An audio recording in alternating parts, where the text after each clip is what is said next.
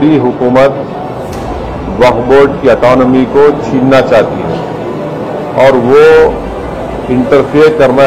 तो বন্ধুরা সবাই কেমন আছো? আশা করি সবাই ভালো আছো। আজকে যেই ভিডিওটা আপনাদের দেখাতে যাচ্ছি, এমআইএম চিফ আসাদুদ্দিন ওয়াইসি ওয়াকফ বোর্ড নিয়ে কি বললেন, চলুন ভিডিওটা দেখুন। এই ভিডিওটা শুরু থেকে শেষ পর্যন্ত দেখে যাবেন এবং বন্ধুদের কাছে হোয়াটসঅ্যাপ এবং ফেসবুকে শেয়ার করে দিবেন।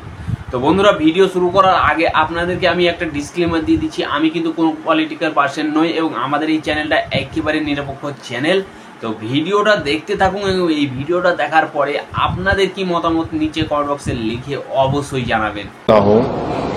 कि ये जो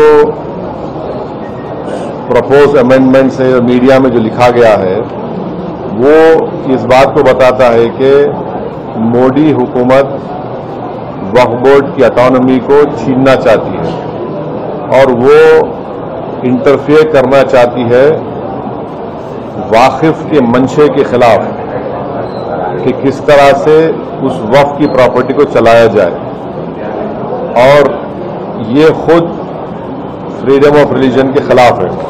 তো বন্ধুরা, যেমন কি আপনাদেরকে আমি ভিডিও দেখালাম, এই ভিডিওর ব্যাপারে আপনাদের কি মতামত নিচে কমেন্ট বক্সে লিখে অবশ্যই জানাবেন এবং আপনারা কে কোথা থেকে ভিডিও দেখছেন কমেন্ট বক্সে লিখে অবশ্যই জানাবেন। তো বন্ধুরা, আই হোপ আপনাদের ভিডিওটা পছন্দ হয়েছে। যদি পছন্দ হয়ে থাকে তাহলে একটা লাইক করে দিবেন।